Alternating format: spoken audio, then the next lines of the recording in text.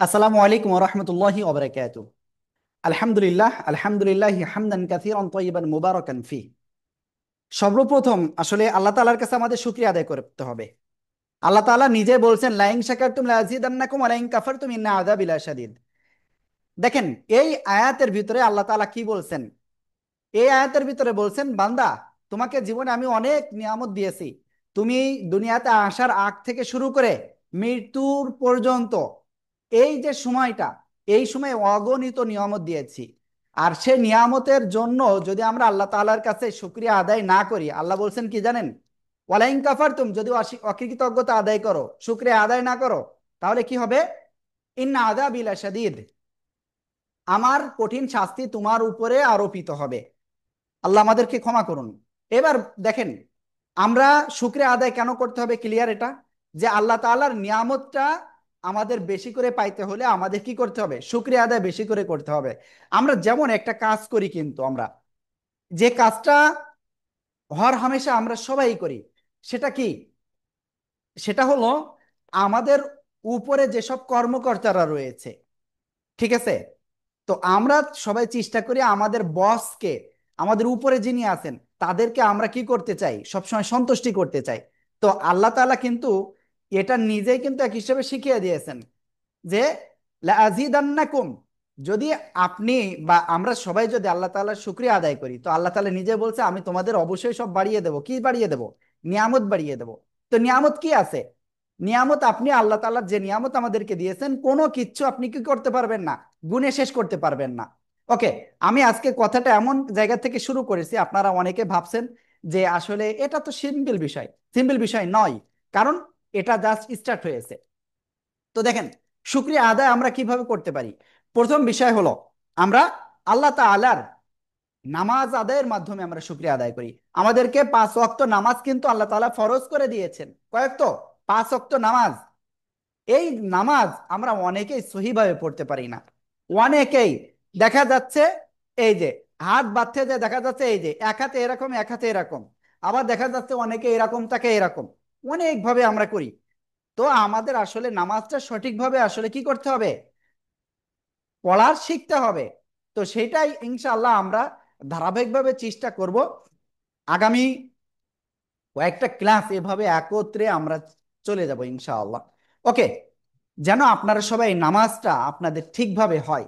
আল্লাহ তাআলা আমাদেরকে কবুল করুন, আমিন। তো দেখেন, নামাজ আপনি শুরু করতে যাচ্ছেন, তো নামাজের আগে বেশ কিছু বিষয় রয়েছে যেটা আপনাকে অবশ্যই আগে জেনে নিতে হবে। সে প্রথম বিষয় কি কি? দেখেন, আল্লাহ তাআলার কাছে শুকরিয়া আদায় করলে কি হয় সেটা একটু ক্লিয়ার করি। আমার আজকে একটু আগে আমি ডাক্তারের কাছ থেকে প্রেশার মেপে এসেছি। প্রেশার মেপে এসেছি 105/65। ভালো করে খেয়াল করেন, যারা ডাক্তার রয়েছেন তারা জানেন এই বিষয়। তার মানে কি? তার অবস্থা খুব কাহিল। তো আল্লাহ তাআলার শুকরিয়া আদায় করলে যে আল্লাহ তাআলা অটোমেটিক দেন, সেটা আমি বাস্তব নমুনা। বুঝতে পারছেন? তো আপনারা আল্লাহ তাআলা বেশি করে শুকরিয়া আদায় করেন। তো যেটা বলতেছিলাম, নামাজ।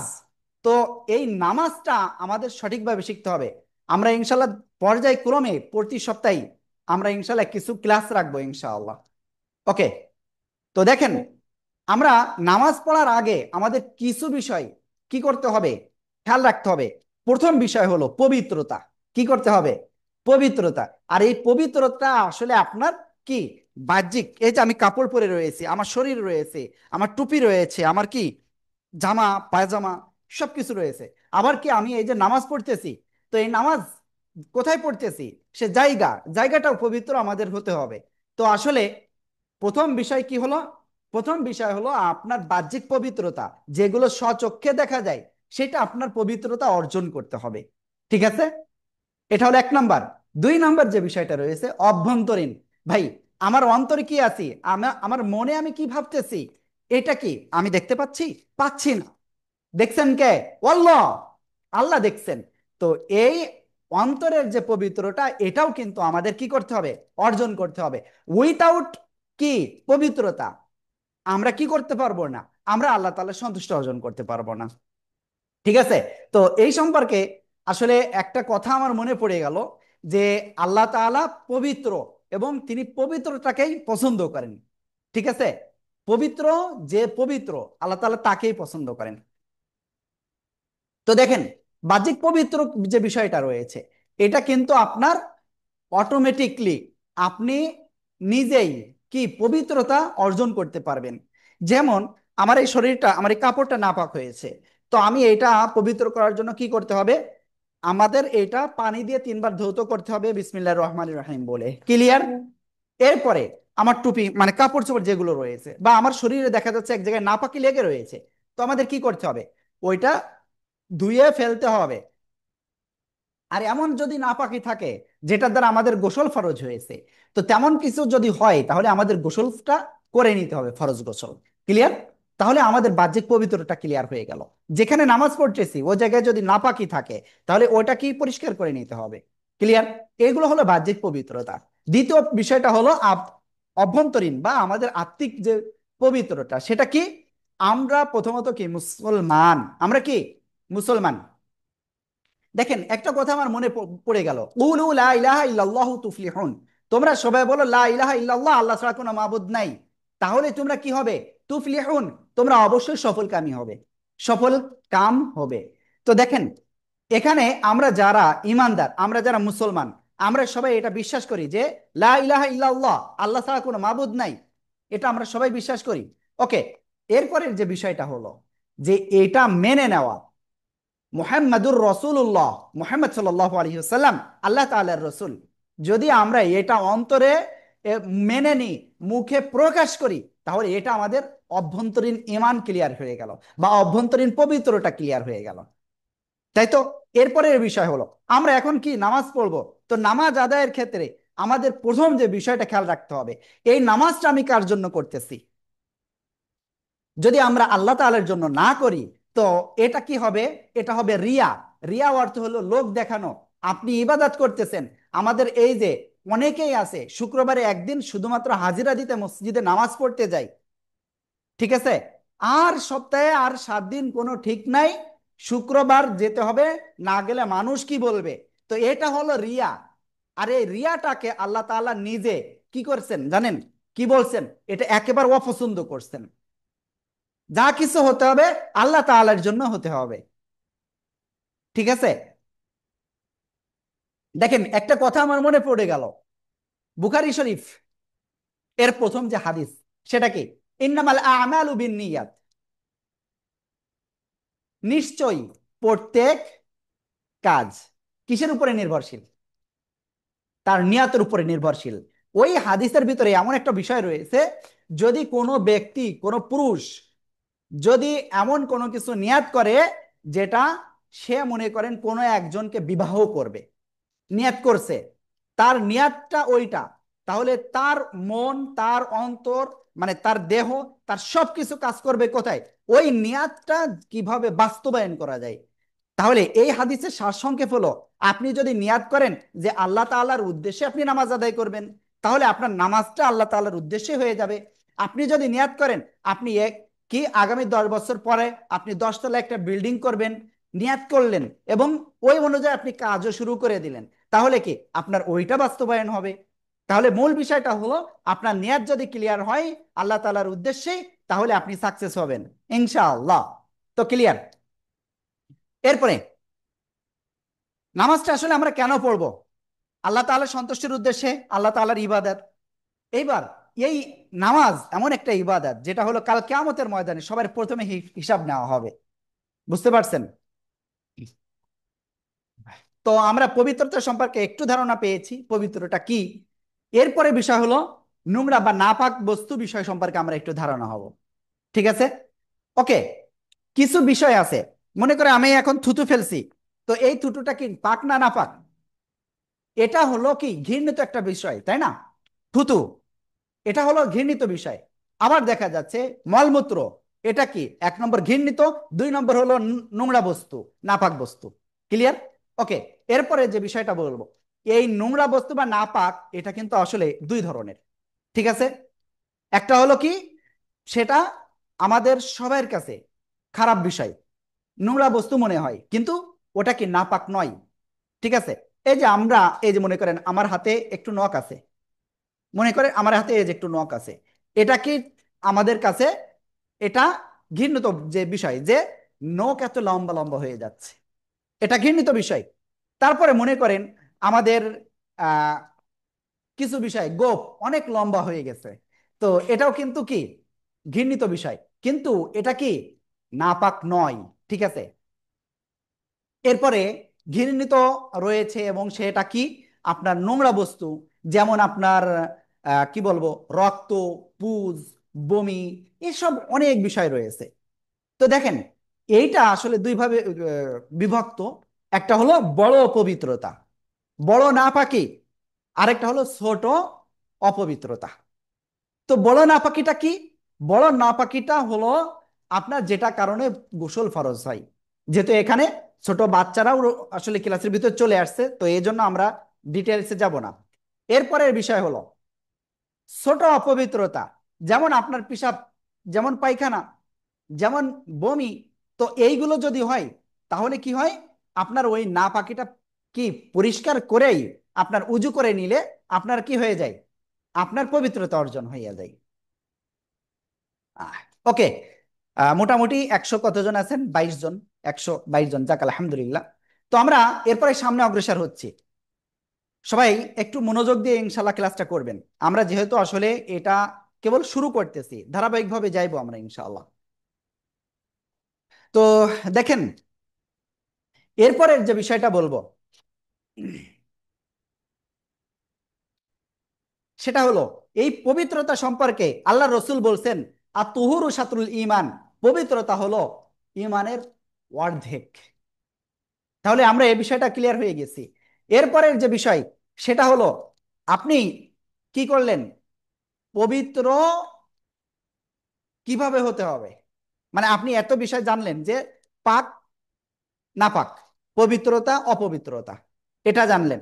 এবার হলো আসলে অপবিত্রতা থেকে আমরা পবিত্র হব কি উপায়ে, অপবিত্রতা থেকে আমরা পবিত্র কয়েকভাবে হইতে পারি। প্রথম বিষয় হলো গোসল, যেটা হলো এমন নাপাকি যেটা হয়েছে, সেটার দ্বারা গোসল ফরজ হয়েছে এমন কিছু যদি হয়, তাহলে সেটা কি, সেটা হলো আপনার গোসলের দ্বারা আপনার কি পবিত্রতা অর্জন হচ্ছে। এরপরে পবিত্রতা অর্জনের উপায় হলো আপনার উজু দ্বারা, উজু দ্বারা। এরপরের বিষয় হলো আপনি মনে করেন গোসল করতে পারবেন না, তারপরে কি আপনি উজু করতে পারবেন না, এমন অবস্থায় যদি হয়, তো তাহলে আপনি পবিত্রতা অর্জন কিভাবে করবেন? তাহলে আপনি তায়াম্মুমের মাধ্যমে আপনি পবিত্রতা অর্জন করতে পারবেন। তো আমরা এটা ক্লিয়ার। এরপরে বিষয় যে আমরা গোসল, এটা তো বিশেষ বিষয়, এটা ক্লিয়ার। এরপরে উজু, মনে করেন আমি উজু করলাম, আমি উজু করলাম, তো এই উজুটা দিয়ে আমি এক ওয়াক্ত নামাজ পড়েছি, বা আমি একটু আগে উজু করেছি, আবার উজু করতেছি, তো এটা কি নতুন আবার উজু করা, এটার বিষয়ে আসলে হাদিসে কি আসছে আমি সেটা একটু বলি।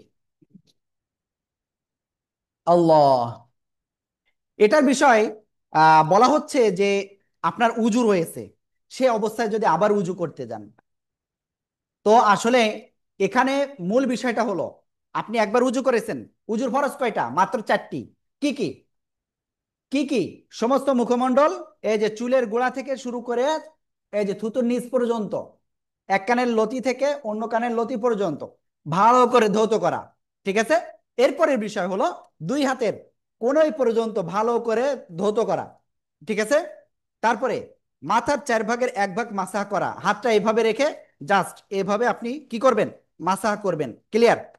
এরপরের বিষয় হলো দুই পায়ের গোড়ালি সহ অর্থাৎ টাকনু সহ আপনাকে ধৌত করা। এটা ছিল উজুর ফরজ। তো সম্পূর্ণ উজুটা আমরা একদিন ইনশাল্লাহ শিখবো। তো এখানে এই যে উজুর যে ফরজ 4টা, এই 4টা এবং সুন্নাত ওয়াজিব যে বিষয়গুলো রয়েছে উজুতে, তো সেটা আমরা যথাযথভাবে যদি পালন করি তাহলে আমাদের উজুটা কমপ্লিট হবে। তো উজু আমরা একবার করেছি, কিছু ইবাদত করেছি, আবারও উজু আছে, আমার উজু আছে, কিন্তু আমি আবারও উজু করতে চাচ্ছি, এটা করা যাবে কিনা। তো এইটার বিষয় হলো আপনি উজু রয়েছে তারপরেও যদি উজু করেন, তাহলে আপনার জন্য ওই উজু করার জন্য আবারও সব লেখা হবে। কি লেখা হবে? সব লেখা হবে। দেখেন, উজু সম্পর্কে একটা কথা আছে, এক হাদিসের ভিতরে আমরা যেটা পড়ছি সেটা হলো, আপনি কি করলেন? উজু করলেন। তো উজুর দ্বারা আসলে কি হয় ভালো করে বুঝবেন, খেয়াল করবেন, এটা কিন্তু কতটা বিষয় গুরুত্বপূর্ণ সেটা আপনি একটু পরে বুঝতে পারবেন। আপনি উজু করলেন, প্রথমে দুই হাত কবজি পর্যন্ত ধুইলেন। এই কবজি থেকে এই নখের শেষ পর্যন্ত, এই অংশ থেকে আপনার বিগত উজু থেকে শুরু করে এই আবার নতুন উজু করতেছেন এই পর্যন্ত যত সগিরা গুনাহ হয়েছে আপনার এই হাত দ্বারা, উজু করার দ্বারা, আপনার এই অংশের গুনাহ আল্লাহ তাআলা কি করছেন? মুছে দিচ্ছেন। ঠিক আছেন? সুবাহান আল্লাহ, সুবাহান আল্লাহ। দেখেন উজুর ফজিলাতটা কি। এরপরে আপনি কি করলেন? মুখ, মুখ ধুইলেন। তাহলে কি মুখ থেকে যে সগিরা গুনাহ হয়েছে সেটা আল্লাহ তাআলা ই করে দিচ্ছেন। আপনি নাকে পানি দিলেন, নাক থেকে যেটা ই হয়েছে সেটা গেল। যেখানে আপনি উজুর যে অঙ্গগুলো রয়েছে সে অঙ্গ থেকে আপনার যে সগিরা গুনাহ হয়েছে সেটা কিন্তু আপনার অটোমেটিক সগিরা গুনাহগুলো আল্লাহ তাআলা কিন্তু ঝরাইয়া দিচ্ছেন উজুর মাধ্যমেই।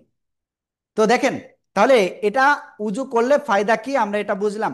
আর দ্বিতীয় উজুতে এখানে উলামায়ে কেরাম একটা বিষয় বলেন যে আপনার পুনরায় যে একজনের উজু রয়েছে যদি পরে আবার যদি সে উজু করে তার জন্য মিনিমাম 10টি সওয়াব লেখা হয়। মিনিমাম কয়টি? 10টি সওয়াব লেখা হয়। এটা সুনানে আবু দাউদ হাদিস নাম্বার 62-তে রয়েছে মেবি। ওকে, এরপরের বিষয় হলো যে উজু করলে আসলে কি হয়? গুনাহ মাফ হয়, এটা ক্লিয়ার। আর আরেকটা জিনিস খেয়াল করবেন, উজুর যে অঙ্গগুলো রয়েছে সেই অঙ্গগুলো উজু করার দ্বারা আপনার কিন্তু আলো নির্গত হয়। এটা আমরা আমাদের খালি চোখে আমরা দেখতে পারি না। ঠিক আছে?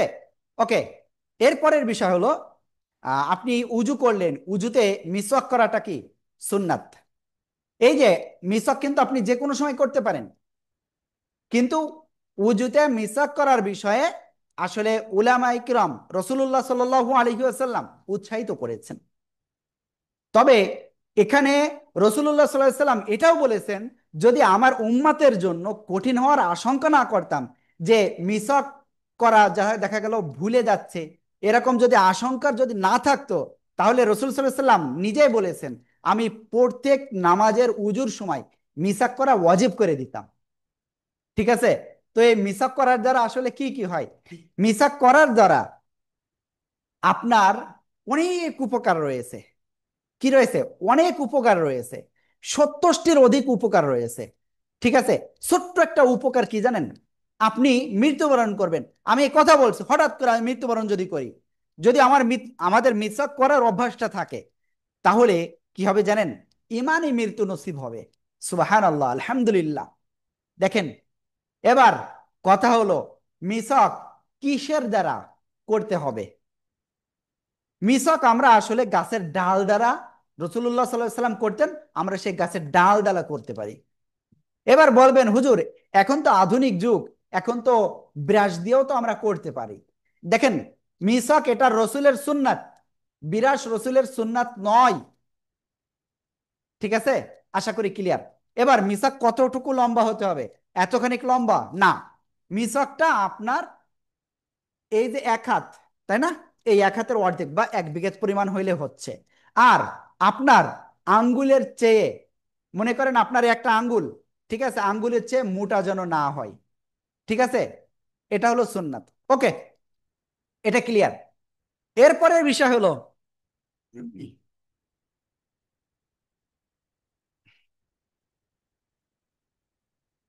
আমরা যে উজু করব, উজু আবার কিছু ক্ষেত্রে আছে ফরজ।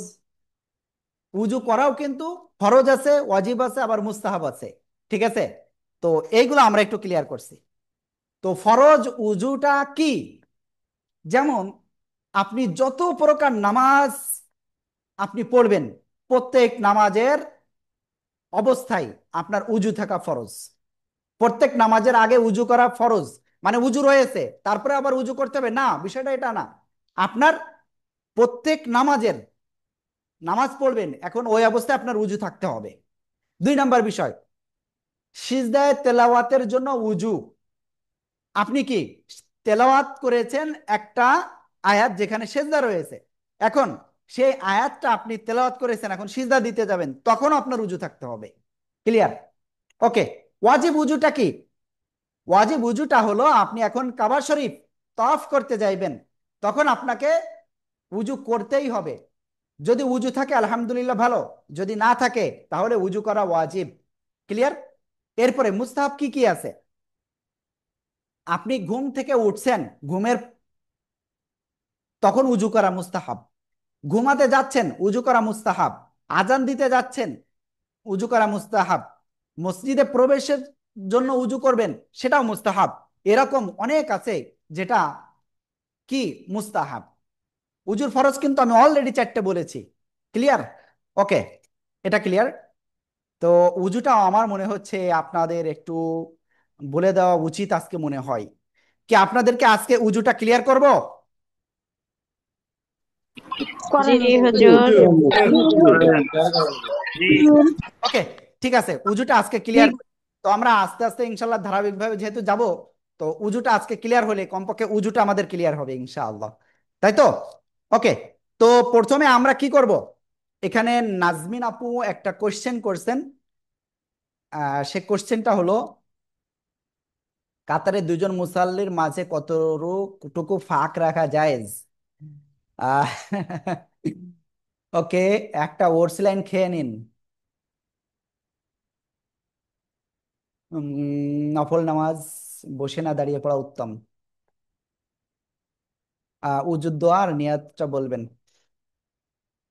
ঢিলা কুলুপ সম্পর্কে জানতে চাই। ও আল্লাহ, মুস্তাহাব কাকে বলে? ওকে, দেখেন, মুস্তাহাবটা আসলে কি?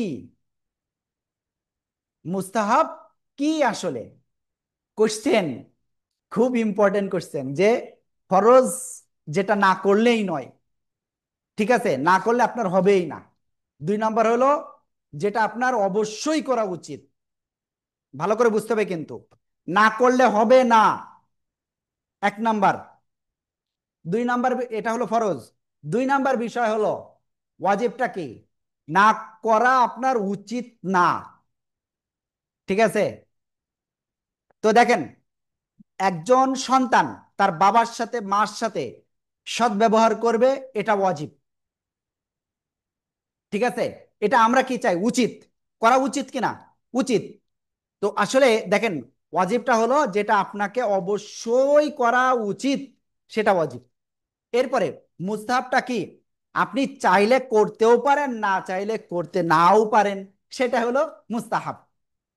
তো আপনারা কি আসলে মুস্তাহাবটা ক্লিয়ার হয়েছেন সবাই? জি হ্যাঁ। আলহামদুলিল্লাহ। ওকে, ঠিক আছে, আমরা ক্লিয়ার এটা। এরপরে আমরা ইনশাল্লাহ সামনে অগ্রসর হচ্ছি। তো উজুটা দেখাবো এখন। তো প্রথম বিষয় হলো আমাদের পবিত্র পানি নিতে হবে। কি করতে হবে? পবিত্র পানি নিতে হবে। পড়ছিলেন, হালকা গুলাই দিয়েন তো। ওকে, তো যেটা বলতেছিলাম, প্রথমে পবিত্র পানি, পবিত্র পানি নিতে হবে। তো দেখেন, এখানে পানিও যখন আসতেছে, তো পানিরও মাসালা রয়েছে। ঠিক আছে? তো পানির মাসালাকে আমরা যে পানি খেতে পারি, সহজ ভাষায় বলি, যে পানি খেতে পারি, এটা 1 নম্বর পাক। ক্লিয়ার? 2 নম্বর বিষয় হলো আপনার প্রবাহিত পানি। ঠিক আছে? ওকে। তো আমরা ধরতেছি আমাদের কি ট্যাপে, যেহেতু প্রায় প্রত্যেকটা বাসায় এখন কি আছে, পানির ট্যাঙ্কি রয়েছে। তো আপনি পানির ট্যাঙ্কিতে পানি উঠছে, ওটা পবিত্র পানি। ক্লিয়ার? আমাদেরকে না তাকালে কিন্তু বুঝতে পারবেন না। ওকে, আমি আমাকে এখন বড় করে দেখাই। আল্লাহ, না হলে আপনাদের প্রবলেম হবে। আল্লাহ আকবার।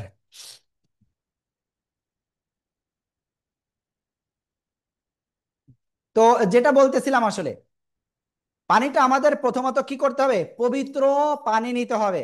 এর পরের বিষয়, আমাদের সেই পবিত্র পানি নেওয়ার পরে আমাদের প্রথম কাজ আমরা কি? উজু করতেছি। তো তো এক আপু নাকে যেন বলছেন যে উজুর নিয়াত কি। দেখেন, উজুর নিয়াত বেশি কিছু না, আমি পবিত্রতা অর্জনের জন্য উজু করছি, জাস্ট এতটুকু, আর কিছু নয়। ঠিক আছে, ওকে। এরপরে আপনার যে উজুদ দোয়া, উজুদ শুরুতে আমরা কি দোয়া বলতে পারি? তো বিসমিল্লাহির রহমানির রহিম সবার মুখস্থ আছে, তো আমরা বিসমিল্লাহির রহমানির রহিম বললে চলবে, সমস্যা নাই। এবার আমাদের কাজ কি? পানি যদি আমরা ট্যাপ থেকে করি, ট্যাপ ছেড়ে আমরা উজু করি, খেয়াল করেন একটা একটা আয়াত আমি প্রথমে বলি। আল্লাহ বলছেন ইন্নাল মুবাদদিরিনা কানু ইখওয়ানা শায়াতিন। ইখওয়ানা না ইখওয়ানি শায়াতিন, ওকে, যাই হোক। তো এই আয়াতে আল্লাহ বলছেন অপব্যয়কারী,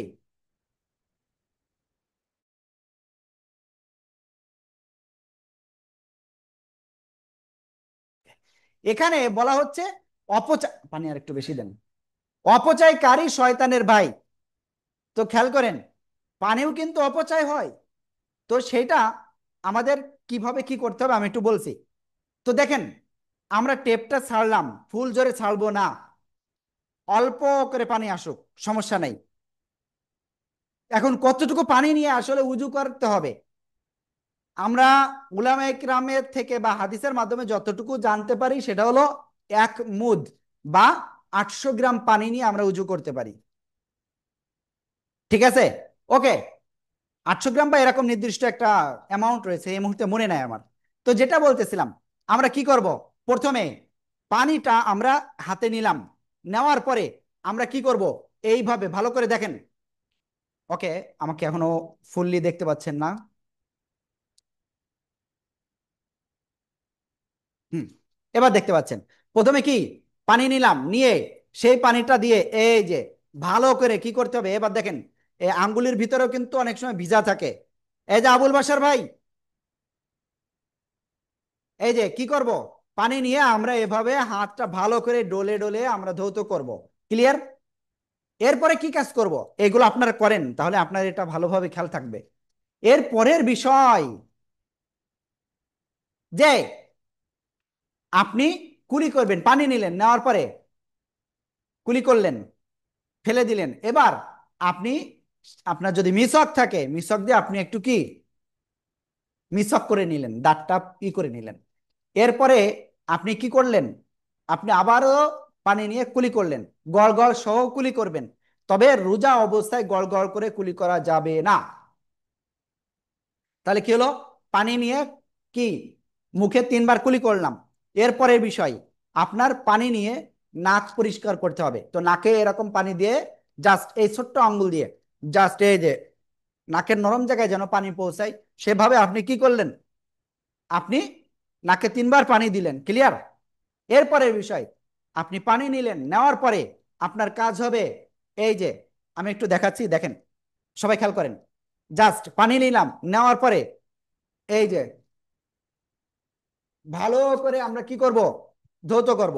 ঠিক আছে, কোনো জায়গা যেন শুকনো না থাকে, চুলের গুড়া থেকে এই থুতুর নিচ পর্যন্ত। ক্লিয়ার? এই লতি থেকে এই পর্যন্ত। ঠিক আছে, ক্লিয়ার? এর পরের কাজ কি, এর পরের কাজ হলো আমরা আবার পানি নিব, নিয়ে এই যে হাত, এই হাতের এই যে কোনই কোনই কোনটা, এই এই কোনই পর্যন্ত আমরা কি করব, ধৌত করব, ভালো করে ডলে ডলে আমরা ধৌত করব 3 বার। কয়বার? 3 বার। ক্লিয়ার? 2 হাত। ক্লিয়ার? এরপরে আমাদের কাজ হলো ওই অবস্থায় জাস্ট সবাই হাতটা এভাবে করেন, এভাবে করেন, প্লিজ প্লিজ, সবাই সবাই করে। এবার আমাদের কাজ হলো জাস্ট এই যে জাস্ট 3 ভাগের 1 ভাগ, মাথার 4 ভাগের 1 ভাগ কি করতে হবে, আমাদের মাসাহ করতে হবে। ক্লিয়ার? ওকে, পানি আবার বেশি নিয়ে যেন মাথাটা একেবারে ভিজায় ফেলেন না, ঠান্ডা লেগে যেতে পারে। ওকে, তো এটা ক্লিয়ার। এবার তারপরে কাজ হলো কি, খেয়াল করবেন, এই যে দুটো আঙ্গুল, এই যে কান, এই যে হালকা দিলেন, দিয়ে এই যে এই এই বড় আঙ্গুলটা, এই বড় আঙ্গুল খেয়াল করবেন, এই বড় আঙ্গুল, এই যে দুইটা বৃদ্ধ আঙ্গুল, এই দুইটা আঙ্গুল জাস্ট এই যে কানের এই হালকা একটু করে দিলেন। ঠিক আছে, খেয়াল করবেন কিন্তু। এরপরে এই যে দুইটা, এই দুইটা বাদ আছে, তো এই দুইটা কি করব, এই দুইটা জাস্ট এই ঘাড়ে এইরকম করব, ঘাড় মাসা করে দিলাম, হয়ে গেল, হয়ে গেল, ক্লিয়ার। ওকে, এরপরে আমাদের কাজ হলো দুই পা টাকনু সহ ভালো করে ধৌত করা, দুই পা টাকনু সহ ভালো করে ধৌত করা। তো আমরা এটা ক্লিয়ার উজু।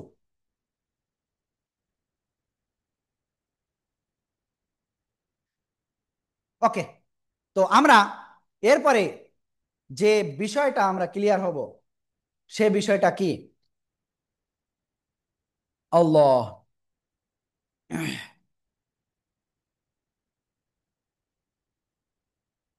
উজুর শেষে আমরা একটা দোয়া পাঠ করতে পারি, আল্লাহুম্মা জাআলনি মিনাত তাওয়াবিন ওয়া জাআলনি মিনাল মুতাতাহহিরিন, অথবা আমরা কালেমায়ে শাহাদাতটা পড়তে পারি। ঠিক আছে, ক্লিয়ার আমরা। এবার উজু ভঙ্গের কারণ খেয়াল করতে হবে কিন্তু, উজু ভঙ্গের কারণ আমি একটু বলছি আজকে।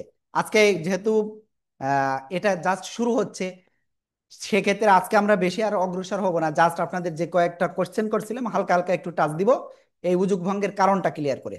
ওকে, প্রথম বিষয় হলো পেশাব পায়খানার রাস্তা দিয়ে কোনো কিছু বাহির হওয়া, এমনকি যদি আপনার পায়খানার রাস্তা দিয়ে কৃমিও যদি বের হয়, ভালো করে বোঝেন, ছোট্ট গুঁড়ো কৃমি, তাহলেও আপনার কি হবে, উজু নষ্ট হয়ে যাবে।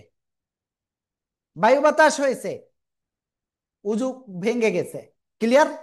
আপনি বাথরুমে গিয়েছেন, ঠিক আছে, তো সেটাও গেছে। আবার দেখা যাচ্ছে আপনার পেশাবের রাস্তা দিয়ে কিছু বের হয়েছে, সেটাও ভেঙে গেছে। তো ক্লিয়ার। এরপরে বিষয় হলো শরীরের ক্ষত স্থান থেকে রক্ত বের হওয়া, কি বের হওয়া, রক্ত, পুজ বা দূষিত পানি বের হয়েছে। মনে করেন আমি এখানে, মনে করেন রক্ত বের হচ্ছে, বের হয়ে ওই নির্দিষ্ট জায়গায় যদি থাকে তাহলে বিষয় আলাদা। আর যদি একটুখানি গড়িয়ে যায়, একটুখানি গড়িয়ে যায়, তাহলে আপনার রুজু ভাঙ্গা ক্লিয়ার, ক্লিয়ার। ওকে, এর পরের বিষয় হলো, আমি জানি অনেকের বিরক্ত লাগতেছে যে হুজুর বলল নামাজ নিয়ে, কিন্তু সে নামাজে না যে হুজুর আজকে উজু ঠুজু এদিকে রয়েছে। তো ভাই আপু, দেখেন আমরা মূলত আসলে এটা ধারাবাহিকভাবে রক্ষা করতে চাচ্ছি।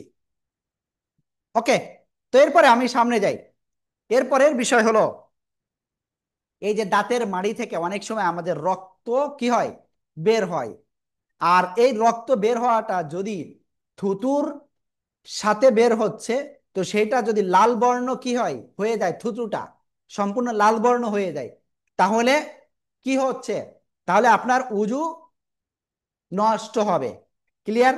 সম্পূর্ণ লাল বর্ণ হলে, আর যদি লাল বর্ণ না হয়, থুতুর বর্ণটা পরিবর্তন হয় নাই, তাহলে কি আপনার উজু নষ্ট হবে না। এরপরে মুখ ভরে,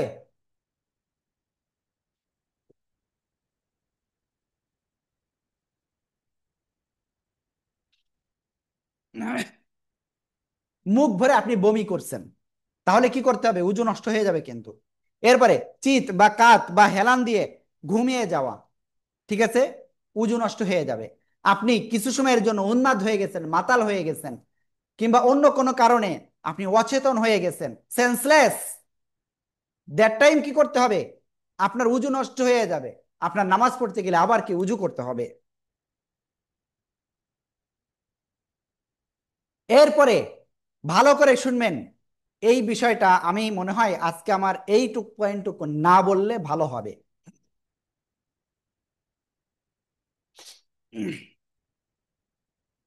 ওকে, এরপরের অংশ বলি, ওইটুকু আমি আজকে আর বলবো না, সামনের দিন ইনশাল্লাহ বয়স্কদেরই করব শুধু। আজকে আসলে বাচ্চারাও কিছু কিছু চলে আসছে, তো এজন্য আমি সরি। ওকে, আমরা সামনে যাচ্ছি। এরপরে বিষয় হলো রুকু সেজদা রয়েছে যে নামাজে, তাতে আমরা যদি উচ্চ স্বরে হাসি, তাহলে উজু এবং নামাজ দুইটাই ভেঙে যাবে। এভাবে যদি হাসি, তো শেষ নামাজ, ক্লিয়ার। শব্দ করে হাসলেই শেষ। ওকে, অট্টহাসি দিলে অনেকেই কষ্ট পেয়েছেন আমার এই হাসির দ্বারা, আসলে আপনাদের বুঝাতে চেয়েছি। এরপরে বিষয় হলো আল্লাহ, এরপরের বিষয় হলো যে আপনি শয়তানের ওয়াসওয়াসার ভিতরে রয়েছেন, যে উজু আছে নাকি উজু নেই, উজু আছে নাকি নেই। তো আপনার যেদিকে আপনার সন্দেহ বেশি হয়, তো আপনি সেটাই করবেন। যদি মনে হয় যে উজু নেই, তো আপনি কি করবেন? উজু করে নেবেন। ওকে। এবার আমাদের উজু ভাঙ্গার কিছু ভুল ধারণা রয়েছে। যেমন কোনো কোনো মহিলা ধারণা করে উজু করার পর পুরুষের সঙ্গে সাক্ষাৎ হলে উজু ভেঙে যায়। আস্তাগফিরুল্লাহ। তো দেখেন, এটা কিন্তু উজু ভাঙ্গার কারণ না। এরপরে আবার কিছু লোক ভাবে যে উজুর পর সতর দেখা যাচ্ছে খুলে গেছে, ঠিক আছে, মনে করেন পুরুষের সহতর একটু আলগা হয়েছে, তো কি হবে?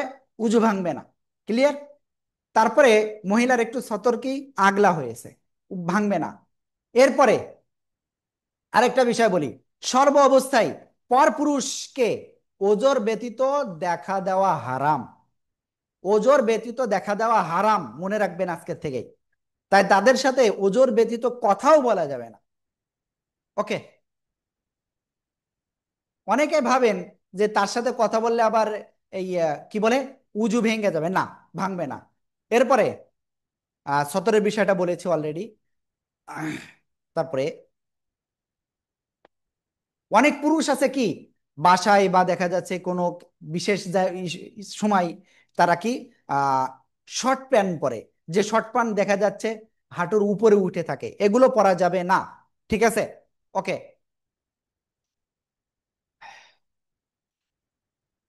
আমরা ক্লিয়ার? এরপরে আপনার তাইমুমটা আজকে আর দরকার নাই। হুম। তো আপনাদের যে যে কোশ্চেন গুলো ছিল, আমি সেদিকে যাচ্ছি এবার।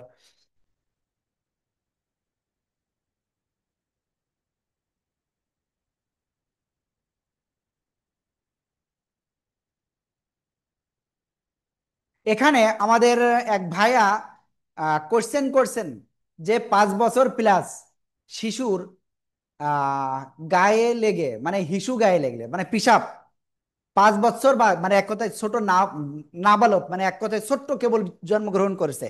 ভাই, না পাক না পাক, বুঝতে পারছেন বিষয়টা কি বলছি? তো যাই লাগুক আপনার শরীরে, সেটা 5 বছর কেন, 1 মাস বয়স বা একদিন বয়স, তো আপনার কি, আপনার তখন পবিত্র হতে হবে। ঠিক আছে? আর করণীয় কি? এই জায়গায় আসলে আপনার কিছু থাকে যে ওই সময় আসলে কি করব, আমার আর কোনো উপায় নাই, তখন কি করব? তখন আপনাকে ওই অবস্থায় নামাজ আদায় করতে পারবেন। যদি আপনার এমন হয় যে আপনি কি ওইটা সময়, মানে ওই সময় ওই পোশাক ছাড়া অন্য কোনো পোশাক নেই, ঠিক আছে, এমনকি আপনার ওক্তের সময় চলে যাচ্ছে, এক্ষুনি অন্য ওক্ত চলে আসবে, এরকম সময় যদি হয়, তাহলে আপনি ওই অবস্থায় নামাজ পড়ে নিতে পারবেন, কিন্তু ওই নামাজটা আবার পরে কাজা করতে হবে। ওকে। আহ এরপরে ঢিলা কুলুপ। ওকে। আমরা অনেকেই এইটা বিষয় সম্পর্কে মানে একেবারে কি বলবো, জানি না বললেই চলে। আমি পুরুষ ভাইদের বলছি, খেয়াল করবেন এই বিষয়টা। আপনি পেশাব করতে গিয়েছেন, পেশাবের পর অনেকেই আমরা কি করি, জাস্ট একটুখানি পেশাব শেষ, পানি ব্যবহার করে উঠে চলে আসি। ভাই, এতটুকু মনে রাখেন, নারী পুরুষের ভিতরে অধিকাংশ জাহান্নামী হবে শুধুমাত্র এই পেশাব পায়খানা থেকে সঠিকভাবে পবিত্র না হওয়ার কারণে। এটা হাদিসের ভিতরে আসছে। তো এর জন্য আমাদের কি করতে হবে? এর জন্য আমাদের পুরুষ ভাইদের আমি যেটা বলবো, আপনাদের প্রথম বিষয় হলো, আপনি ঢিলা বা কুলুপ যেটা ব্যবহার করেন,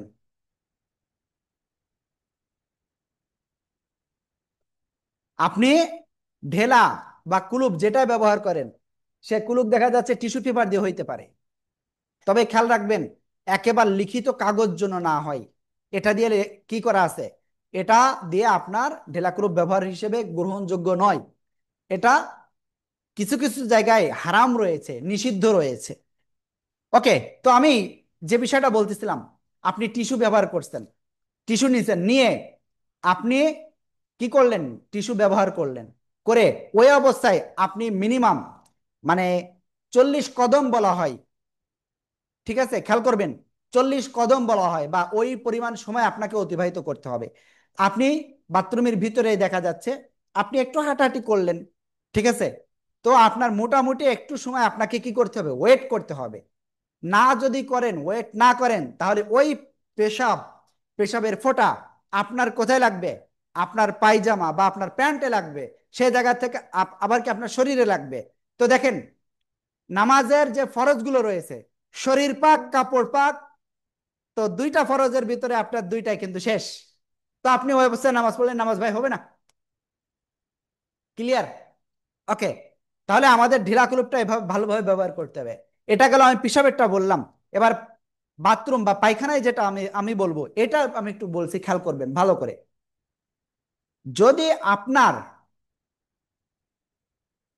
যে জায়গা থেকে আমাদের পায়খানাটা বের হয়, এটা আসলে অনেকে কিন্তু ঘৃণিত বস্তু মনে করতেছেন, ঘৃণিত বিষয় নিয়ে আমি কথা বলছি এটা মনে করতেছেন, কিন্তু এটা আপনার জন্য আজকে অনেক দামি কথা।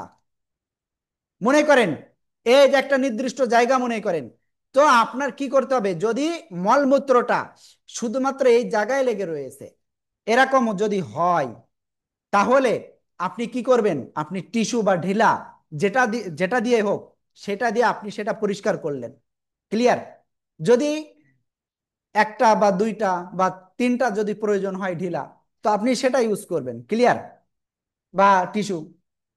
এরপরে যে যে বিষয়টা বলবো, তারপরে আপনি পানি খরচ করবেন। এইবার এই জায়গায় অনেকেই আমাদের একটা ভুল ভ্রান্তি রয়েছে, এটা আমি মা বোনদেরকেও বলছি, মানে আমাদের আপুদেরকে বলছি, ভাইয়াদেরকে বলছি, আমরা সবাই চেষ্টা করব এখন থেকে, আমরা প্রসাব পায়খানা থেকে বের হওয়ার পরে আমরা পানি যখন খরচ করতেছি, ওই পানি খরচ করার পরেও আমরা ওই পানিটা চেষ্টা করব সবাই যে আপনার টিস্যু দিয়ে মুছে ফেলানো। কেন করতে হবে তার কারণ কি জানেন? প্রথম বিষয় হলো পিসাব, এটা একটা নাপাকি, ঠিক আছে, বা পায়খানা এটা নাপাকি। তো ওইটা মনে করেন আপনি কি করলেন, পানি খরচ করছেন, তারপরেও পানি কিন্তু আপনি খরচ করতেছেন তো করতেছেন, তো অনেক সময় ওই পানিও কিন্তু থেকে যায়। তো ওই জায়গায় কিন্তু স্যাঁতসেঁতে অনেক সময় হয়ে যেতে পারে। তো এই জন্য রোগ জীবাণু থেকে আপনি বাঁচার জন্য, আপনার শরীর পাক, কাপড়টা পাকের জন্য আপনি টিস্যু দিয়ে আপনি মুছে ফেলবেন। এটা সবার কাছে অনুরোধ। আমাদের মা বোনেরা একটা কাজ, মানে জানি না সব জায়গায় করে কিনা, অনেকে হয়তো করতে পারেন, তো এটা করবেন না এখন থেকে। অনেকে করেন, একটা কাপড় বারবার ইউজ করেন, সরি, এটা বারবার ইউজ করবেন না। বারবার ইউজ করলেও আপনার পবিত্র করে রাখতে হবে সব সময়। তাহলে যদি এটা না করেন তাহলে কি হবে জানেন? তো ওই অপবিত্র জিনিস কিন্তু আবার আপনার কাছে চলে আসে। ওকে। তারপরে এখানে হিজাবের উপর দিয়ে মাসা মাসা করলে হবে কিনা, না, হবে না।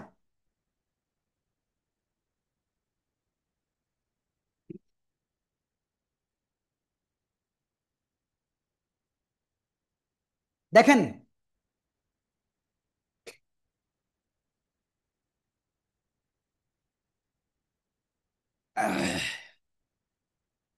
এখানে একজন বলছে হিজাবের উপরে মাথা মাসে করলে হবে কিনা। তো হিজাব, হিজাবের উপরে তো আর চুল নাই, ভালো করে বুঝেন, চুল। তো এই মাথা মাসা করা কি, আবুল বাসার ভাই, মাথা মাসা করা কি ফরজ। তো আপনি যদি হিজাবের পাট দিয়ে করেন তাহলে কি আপনার ফরজ আদায় হইল? হইল না। তো আপনার কি করা, মহিলাদেরকে বলছি, আপুদেরকে বলছি, হালকা একটু হিজাবটা একটু উপরে উঠাই নিলেন, হালকা একটু চুল হলেই হবে যদি বাইরে থাকেন। ক্লিয়ার? ওকে। এরপরের বিষয়, এখানে আমরা বেশ কিছু বিষয় দেখতে পাচ্ছি। মিসাক করার নিয়মটা, মিস, মেগাওয়াট কি ভাই, ও মেসওয়াক কি, ওকে। তারপরে মেসওয়াক করার নিয়মটা, গোসল করলে কি উজু না করলেও হবে?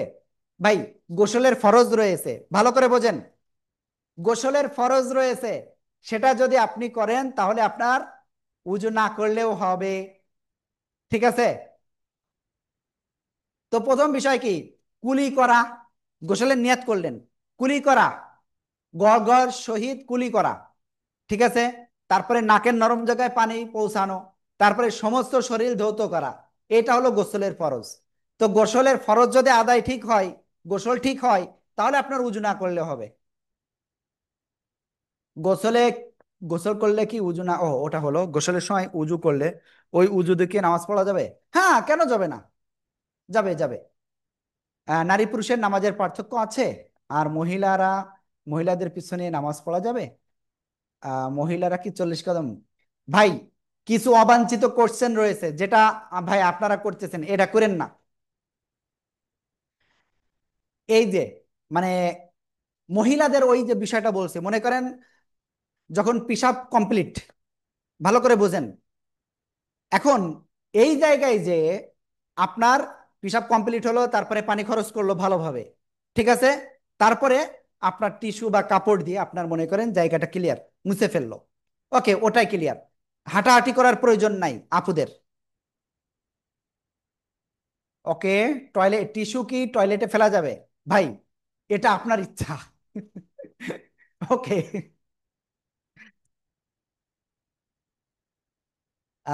বেতের নামাজ, গোসলের সময় উজু করলে, ওকে ওকে। হুম।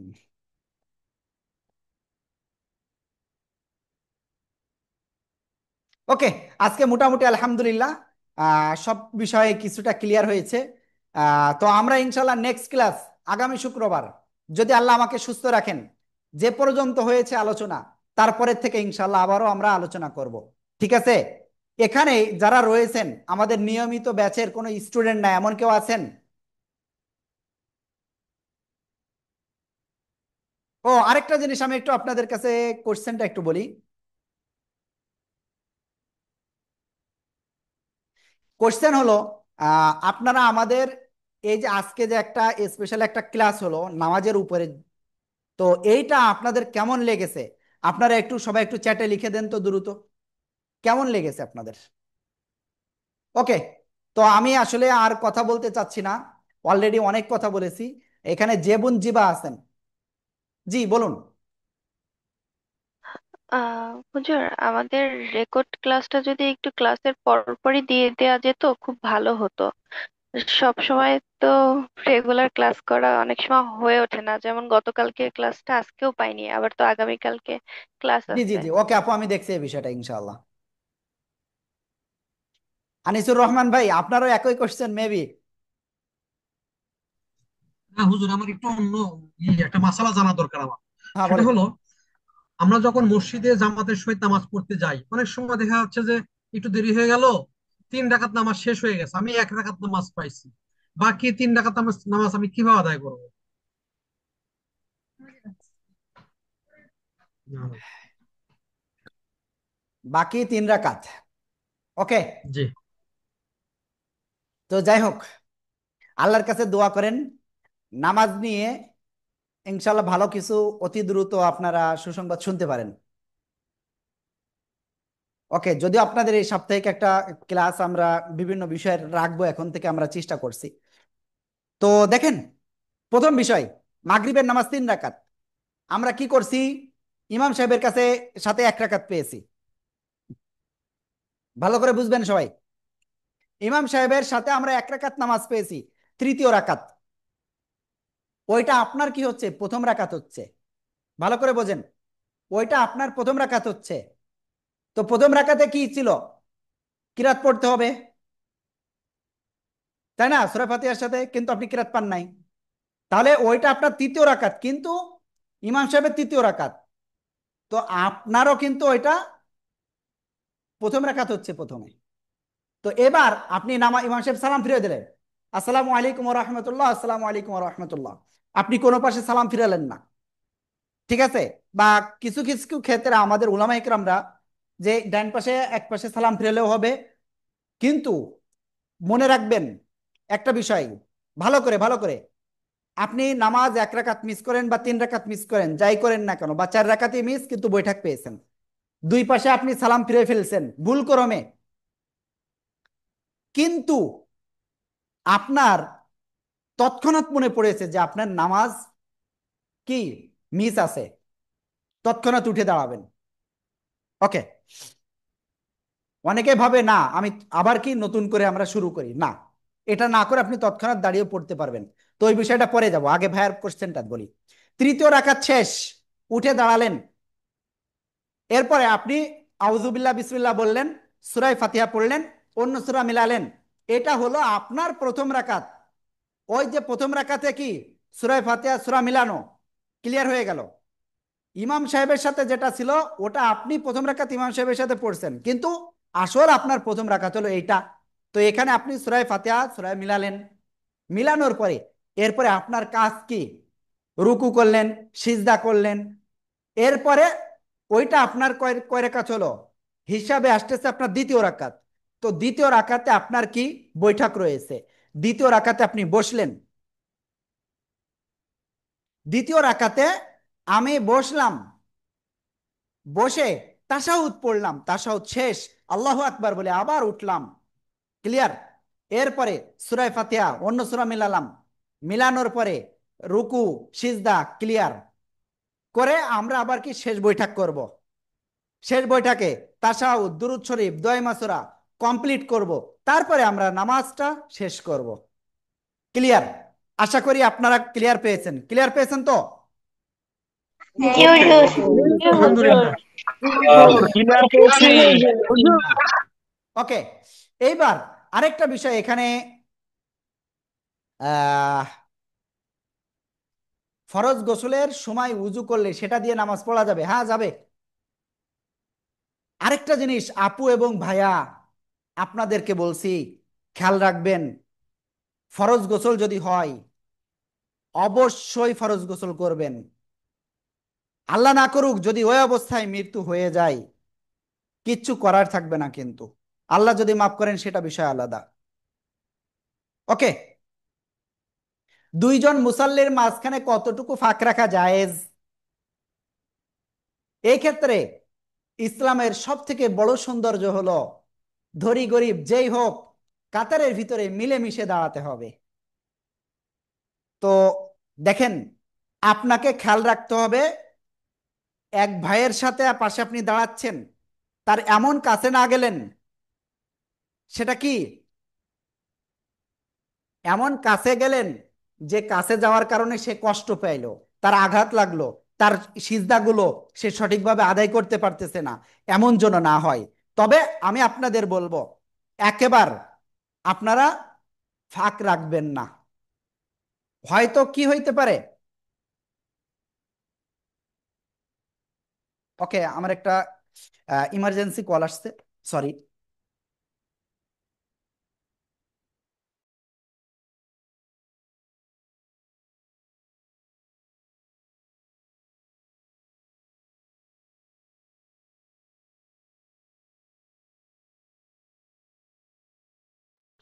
ওকে আমি সরি, আসলে একটা কল আসছিল, সরি।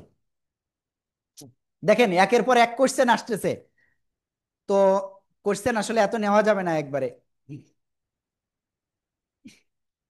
জামাতের কাতারে দুইজনের ভিতরে ফাঁক, তো আপনি মোটামুটি এত ভাবে এতটুকুই করবেন যে শয়তান যেন দাঁড়াতে না পারে এমন ভাবেই করবেন।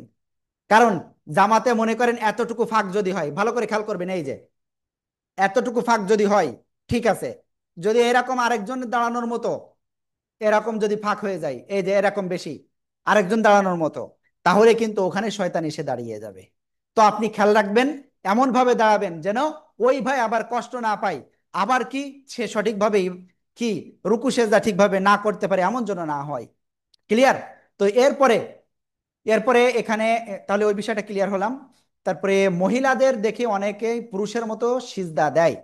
আপু আপনাদেরকে বলছি, বর্তমানে ইদানিং দেখতে পাচ্ছি, ইদানিং শুনতেছি মহিলা এবং পুরুষের নামাজের ভিতরে কোনো পার্থক্য নাই, অনেকেই বলেন। তবে এখানে একটা কথা বলছি, মহিলা এবং পুরুষ অবশ্যই পার্থক্য রয়েছে। সে পার্থক্যটা কি? পুরুষের কি, এই যে আমার হাঁটু দেখতে পাচ্ছেন না, তো এই হাঁটু আর এবং হাতের কোনায় এর ভিতরে কি মিনিমাম 4 আঙ্গুল আপনার ফাঁকা রাখতে হবে। এবং তারপরে কি করতে হবে, এই যে বুকের সাথে হাতটা এভাবে রাখা যাবে না, এভাবে এভাবে ফাঁকা রাখতে হবে। তো দেখেন, যদি আমাদের মা বোনরা এভাবে ফাঁকা রাখে, আল্লাহ না করুক যদি ওই অবস্থার তার দেখা যাচ্ছে কোনো অঙ্গ যদি দেখা যায়, ভালো করে খেয়াল রাখবেন, কোনো অঙ্গ যদি দেখা যায়, তাহলে কিন্তু শেষ। ক্লিয়ার? আমার কথায় অনেকে কষ্ট পাচ্ছেন, কষ্ট পেয়েন না। ওকে, তো আমরা এই বিষয়টা ক্লিয়ার হয়ে গেছি। আর কোনো বিষয় আছে? স্বামী স্ত্রীকে নিয়ে যদি নামাজে জামাত পড়ে, হ্যাঁ এটা সবচেয়ে ভালো একটা বিষয়। মনে করেন আপনি মসজিদে গেলে আপনি নামাজ পাবেন না আর, ঠিক আছে, ভালো করে বুঝতে হবে কিন্তু, মসজিদে গেলে আপনি জামাত পাচ্ছেন না, যদি এরকম হয় তাহলে আপনি বাড়িতে আপনার ওয়াইফকে নিয়ে আপনি জামাত আদায় করতে পারেন। ওকে, দেখেন, ঘাড় মাসাটা আসলে মুস্তাহাবের ভিতরে পড়ে। কি বললাম? অনেকটাই মুস্তাহাবের ভিতরে পড়ে। ওকে,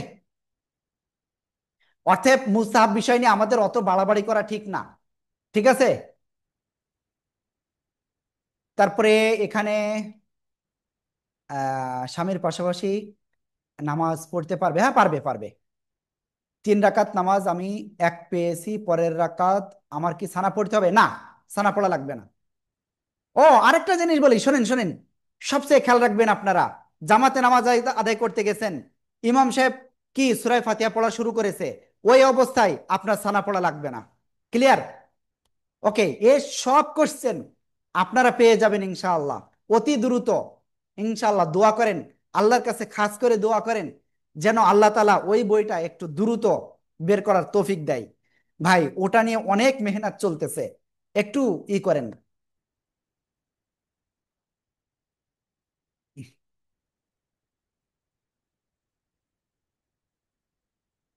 আল্লাহ পাকের শুক্রিয়া। শুক্রিয়া আদায়ের উত্তম উপায় কি? নামাজ। এখানে আরেকটা জিনিস, কাঁধে কাঁধে টাকনুর সঙ্গে টাকনু মিলিয়ে জামাতে নামাজের বিধান কি? ভাই কিছু কিছু বিষয় আছে যেটা কি বলবো, যারা খুবই পারদর্শী বা সঠিক আলেম রয়েছে যাদের ভিতরে, তারা কিন্তু এই বিষয় নিয়ে কখনো দ্বিমত করে না। কিন্তু সমস্যা আমাদের, ওই একটু এই জায়গা থেকে জানি, একটু ওই জায়গা থেকে জানি, তো এই জিনিসটা আমরা কি করি, আমরা এরকম মারামারি বাধাই দিই। তো এরকম বাধাইন না ভাই, একটা করেন। তবে এই জায়গায় যদি আপনার মনে হয় অন্য আরেকজন কষ্ট পাবে, সেটা করা যাবে না। কি কি সূরা দিয়ে পড়তে হবে আপনার ইচ্ছা মতো আপনি সূরা ফেরাতে পারবেন। 3 রাকাতের 1 রাকাত পেয়েছি, পরের 2 রাকাতে সূরা মিলিয়ে পড়তে হবে। ওকে, তো অনেক কথা হয়েছে। মঞ্জুর ভাই, কোশ্চেন আছে? একটু দ্রুত, আমি শেষ করতে চাচ্ছি, অনেক কষ্ট হচ্ছে। আসসালামু আলাইকুম। হ্যাঁ ওয়ালাইকুম আসসালামু আসসালাম। আলাইকুম হুজুর। হ্যাঁ ওয়ালাইকুম আসসালাম। মেসাকটা মেসাকটা তো গুরুত্বপূর্ণ জিনিস। মেসাকটা সংক্ষেপে একটু বললে ভালো হতো যে কিভাবে করব। ওকে ভাই, কত নাজিফা আপু কি বলতে চাচ্ছেন প্লিজ? নাজিফা আপু প্লিজ।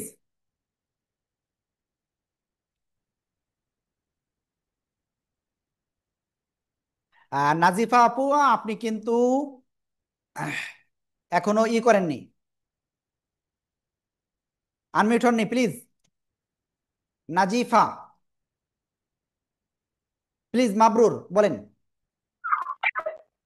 হুজুর, হ্যাঁ বলেন। ওই যে কালকে কালকে ওই যে হুজুর একটা সূরা পড়েছিল না? ওকে, ওটা আপনি কল দিয়ে বলেন। ওকে, তো আমরা কি বলতে চাচ্ছিলাম, মিসওয়াকের বিষয়টা। মুনতাসির কি কোশ্চেন আছে? হুজুর কখন আসতের উপরে ক্লাস শেষ কোশ্চেন। হবে?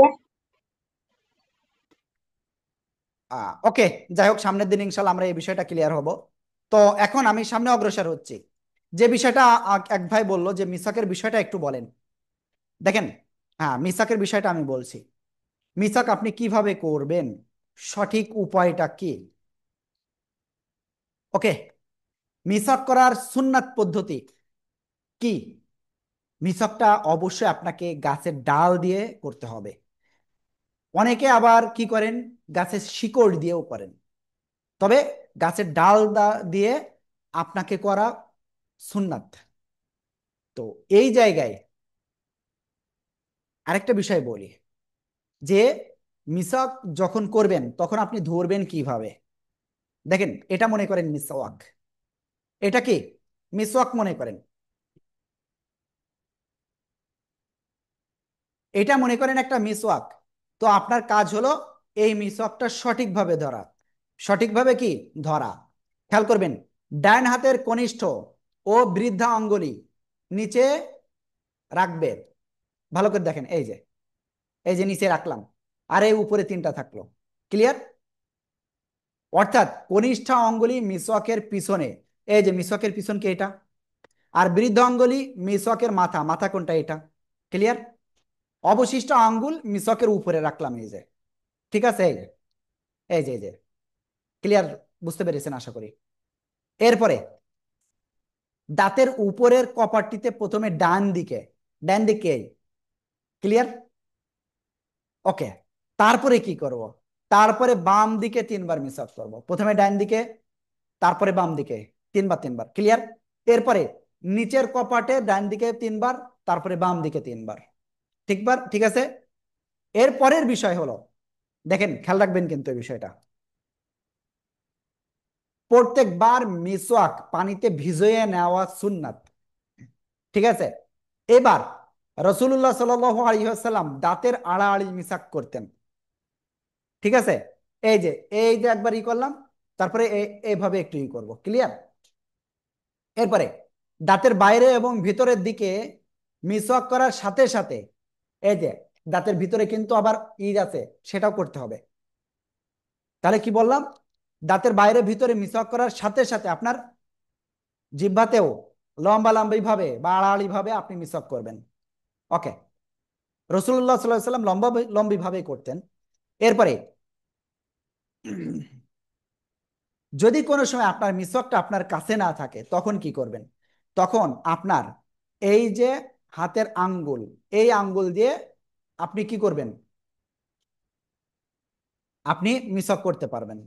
মুখের ডান দিকে বৃদ্ধ আঙ্গুলি, খেয়াল করেন, এই যে মুখের ডান দিকে এই বৃদ্ধ আঙ্গুলি, আর বাম দিকে এই আঙ্গুল দিয়ে ঘষা ঘষা মাজা করবেন। ওকে। তো আমরা এটা ক্লিয়ার? আল্লাহ। তো আমরা মোটামুটি আহ, একটা ক্লিয়ার হয়ে গিয়েছি আলহামদুলিল্লাহ। আজকের ক্লাসে অনেক কিছু আমরা শিখেছি। বিতরিন নামাজ, এক রাকাত বিতরিন নামাজের সহি নিয়ম। দেখেন, এক রাকাতের বিষয় অনেক মতবিরোধ, অনেক। ঠিক আছে? তবে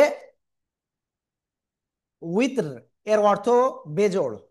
বেজোড় তো একও হয়, আল্লাহ এক, এক। অনেকে আমরা এটা করি, তাই না? তবে এই জায়গায় আমার কাছে কথা হলো, বেতর তো তিন, মানে বেজল তো তিনও আছে, পাঁচও আছে, আপনি সেটা পড়েন। নামাজ, সিজদা, এটা নামাজের মানে আল্লাহর সাথে সরাসরি সাক্ষাৎ, আপনি বেশি পড়েন, সমস্যা কি? ওকে। তো আমরা মোটামুটি সব ক্লিয়ার হয়েছি। তো আলহামদুলিল্লাহ, ক্লাস শেষ হলে ঘুমিয়ে পড়বো, আমাদের ক্লাস শেষ আলহামদুলিল্লাহ। আমরা ক্লাসটা এখন শেষ করছি। তো ইনশাআল্লাহ নিয়মিত ক্লাসের সময়ই হবে। আপনারা অবশ্যই ক্লাসে অংশগ্রহণ করবেন। আর অবশ্যই যে কোনো বিষয় অবশ্যই আমাদেরকে কল দিয়ে বলবেন যে হুজুর এই জিনিসটা এটা এই। ঠিক আছে? আর